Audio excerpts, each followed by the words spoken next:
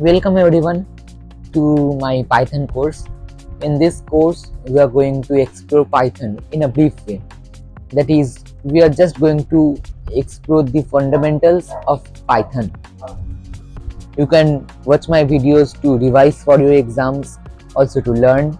These videos will be for everyone who knows any other language or for anyone who is new to programming. Okay, so let's start. To start coding in Python, we first need the Python interpreter. So for that we will go to Chrome and search Python interpreter. So here we will get download Python. So here it is, the official Python site. From here we will go to this link. This will be in front only, download Python, and then you can directly download it in your desktop. I have already installed Python, so I am not going to install it. You can just install it and run it, and you can just follow the commands. It will be really clear commands and you can install it. Now once we will get Python, we can run its file, that is Python idle. Yeah, that is. So if we open it here,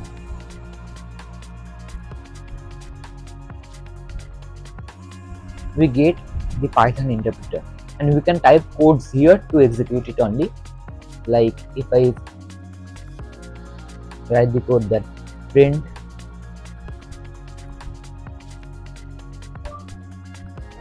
hello,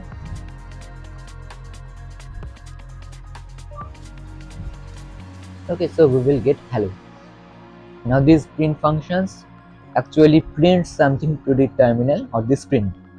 Okay, we will come into it later. First let be done with installing.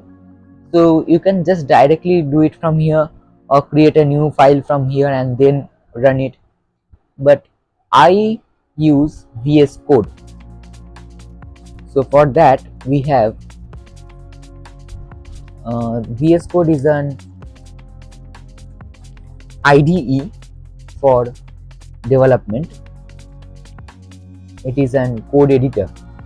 Okay, so basically you can write codes in languages, different languages like Python, C, JavaScript. It supports many languages. You just need to add its extensions and then run the codes in Visual Studio Code.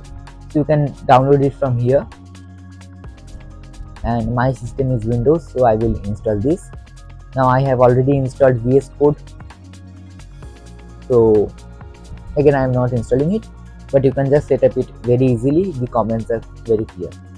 Now if you don't want to install Python locally in your system, what you can do is run Python code in any online interpreter. Like we have this program is link, you can run its Python compiler. It is an online compiler, so you can write codes here like hello world,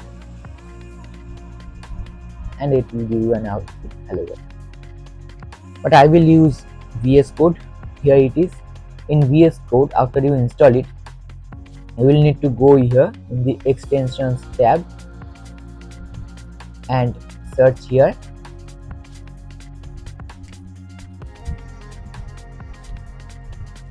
Python. On searching you will get this Python by Microsoft, and you will need to install it from here. There will be an option to install. You will need to press install, and it will be this extension will get installed, and you can run Python here. But first you need that Python interpreter. So to instruct the machine that it is an Python file, we need to do a special thing. We save documents in the form that book1.xlsx. For Python we have .py. Okay, so let me write it as lesson 1, sorry, lesson 1 dot py. This dot py means it is a Python file. This is the extension dot py. This means it is a Python file. See, here's the symbol. While we write dot .p, there is nothing, but once we write dot .py, the Python symbol, Python's logo comes here. Okay, so we have our Python file. Now we need to know some basics about Python. Okay, so first we will know history of Python. Python was created by Guido van Rossum in 1990s. Okay, he designed it, and first official release was in 1991. So here you can see the version histories. You can see it from the official website also, python.org. And the name Python was actually inspired by the British comedy group Monty Python. Okay, not the snake. And now there was a prevailing version of Python 2 point something, and now there is 3.13. Okay, so here are the pros of Python. It's very easy to learn. That is, it follows a very easy syntax. When I learned Python first, so it's ideal for starters who are first starting programming. It's very good for them because the syntax of Python means the writing rules of Python is very easy. Anyone can learn it. Okay, it has many libraries and tutorials, and means it's a very good language. You can read it, and so these will not be executed when we run the Python file. These things will not cause any error. We will actually discuss about it. Anyway, these are known as comments. See this hashtag here. This means this line will be ignored by the Python interpreter. Okay, basically what we write here in this file will be interpreted by Python. It gets the codes, and the Python interpreter reads the file line by line, and okay, it reads the code line by line, and this hashtag instructs the interpreter that this line should be ignored. Okay, anything after hashtag in the line is not counted as any valid code. You can write anything here, but if I remove this hashtag here, see, you get an error. Why? Because these things are not supported. These things are not inbuilt in Python. Python doesn't know what is this, but in a hashtag it doesn't care. Okay, then Python converts these codes into bytecodes. This we can't understand. It's going deep into machine language, and then it is being converted into binary language, and then our machine understands it and executes the task. A very simple task is printing hello world to the screen. Okay. Like if you use print hello world, what will this do? This will basically print hello world to the terminal. See here,